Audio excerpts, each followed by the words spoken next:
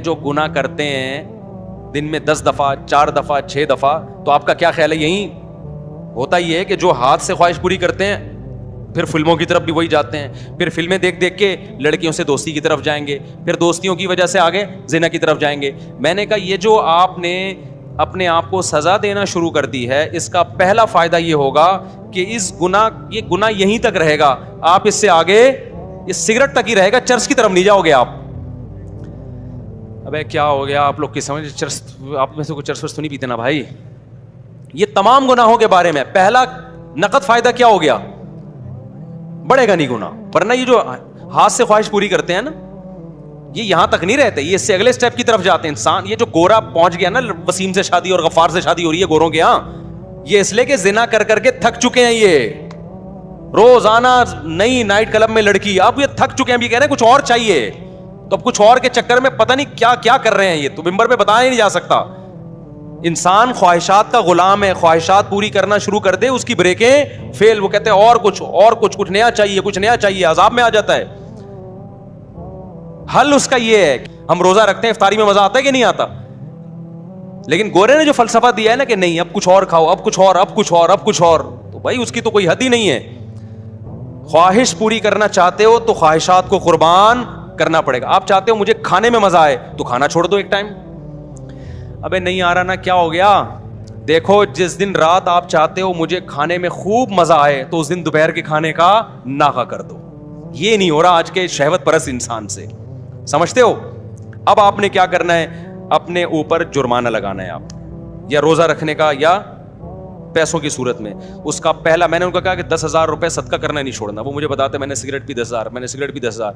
ظاہر ایک حد ہوتی ہے نا. اس کے بعد سگریٹ پینے سے پہلے خیال آیا بھائی 10,000 کی رہنے دے, بچا لے 10,000.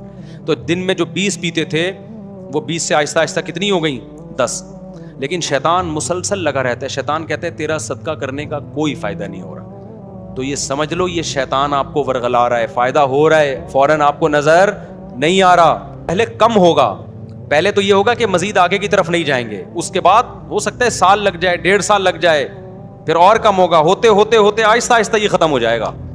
آئے میرے پاس کہہ رہے ہم توبہ کر لیتے ہیں, بہت زیادہ 1 ہفتہ بچتے ہیں, اس کے بعد پھر ہم پہ ایک خواہش سے جو ہے نا بھوت سوار ہو جاتا ہے, پھر ہم برائی میں پڑ جاتے ہیں.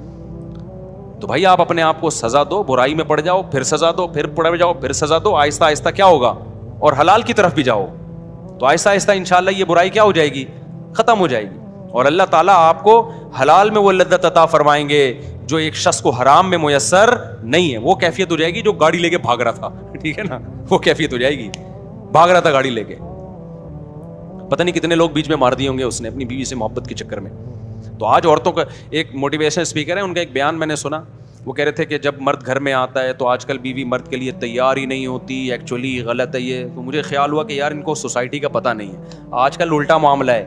یہ پہلے زمانے میں ہوا کرتا تھا کہ مرد جب گھر میں آتا تھا بیگم تیار نہیں ہوتی تھی, اس کے لیے پسینے والے کپڑوں میں بیٹھی ہوتی, مرد کو غصہ آتا. آج کیا ہو رہا ہے, بیگم چاہتی ہے کہ مرد کی توجہ ملے, مرد کو وہ اچھی نہیں لگتی. میرے پاس کتنے کیسز آئے ہیں بھائی خواتین کے.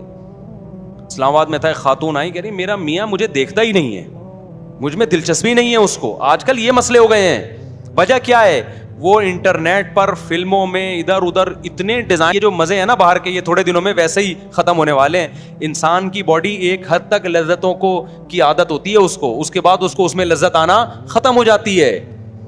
اس کے بعد تھوڑی اس کو گھر بھی گیا اور باہر بھی گیا. اور ویسے بھی ایک خاتون تو بہت شکایت کرتی تھی, میرا میاں ادھر ادھر عورتوں میں منہ مارتا ہے, میں کیا کروں. اس کے بچے بھی تھے, میں نے کہا گزارا کرو. کہہ رہی اتنے, میں نے کہا تھوڑے دن میں بڈھا ہو جائے گا, اس کے بعد ان عورتوں نے اس کو ویسے ہی لفٹ نہیں کرانی ہے. تو وہ چونکہ یہ 15 سال پرانا واقعہ ہے, 15 سال پہلے کی بات ہے. کچھ دن پہلے اس خاتون کا فون ہے, بات ٹھنڈے ہو گئے. میں نے کہا تھا 15 سال گھر, کیونکہ گھر ٹوٹنے میں بڑے نقصان ہوتے ہیں بعض دفعہ, تو اس لیے میرے بھائی نظر کی حفاظت کرو, فحش فلموں سے اپنے آپ کو بچاؤ. 80 سال میں انشاءاللہ آپ کیا کرو گے, ایک اور شادی کر رہے ہوگے, اور پھر میڈیا پہ آپ کا مذاق اڑایا جا رہا ہوگا. 90 سال 80 سال کا ہو کے 18 سال کی لڑکی سے شادی کر رہا ہے. وہ مذاق بنتا ہے نہیں بنتا, میں اس پہ تبصرہ نہیں کروں گا, لیکن بہت سے لوگ آپ سے آ کے پوچھ رہے ہوں گے یار ہانڈی میں ڈالتے کیا ہو, کھاتے کیا ہو. وہ میں نے واقعہ سنایا تھا نا ایک طائف کے قاضی کا, ہمارے استاذ طائف میں تھے, سعودی عرب میں. طائف نہیں, بڑا یونیک قسم کا کیس آیا ہو آپ کے پاس. تو جج صاحب نے کہا کہ میرے پاس ایک بڑا یونیک کیس آیا, 4 عورتیں آئیں میرے پاس, 4 جوان عورتیں. انہوں نے اپنے شوہر کے خلاف کیس کیا کہ وہ اس نے ہمیں ٹینشن دی ہوئی ہے مسلسل. سمجھ رہے ہیں, ٹینشن سے مطلب یہ کہ سکون ہی نہیں ہے اس کو. اب میں ظاہر ہے زیادہ اتنی ڈیٹیل میں جاؤں گا نا, تو ٹینشن دی ہوئی ہے. تو اس کو کہو کہ بھائی تھوڑا سا ناغا کرے وہ ہمارے پاس آنے میں. تو جج صاحب کہتے ہیں ہمارے استاذ کو بتانے لگے کہ میں نے سوچا کہ بلاتے ہیں, کوئی ہوگا, کوئی بہت ہی کوئی ایتھلیٹ ہوگا, کوئی بڑا ہی پہلوان ہوگا. کہہ رہے میں نے بلایا تو بڈھا آدمی, کمر جھکی ہوئی اس کی, لاٹھی لے کے آ رہا ہے نا, ایسے کڑک تھڑا آدمی تھا نا, ایسے آ رہا ہے. کہہ رہے میں نے کہا یار یہ اس عمر میں اس نے 4 جوان عورتوں کو ٹینشن دی ہوئی ہے بھائی, ہیں بھائی, پرہیزگار آدمی تھا, نیک پرہیزگار. تو یار یہ اس عمر میں اس نے ان کو ٹینشن دی ہوئی ہے. آج تو جوان آدمی کی 4 ہونا تو وہ گھر سے بھاگ جائے. تو کہتے ہیں پھر میں نے اس کو بتایا بھائی تیری عورتوں نے تیرے خلاف کیس کیا ہے تو تھوڑا سا ہاتھ ہلکا رکھ بھائی تو.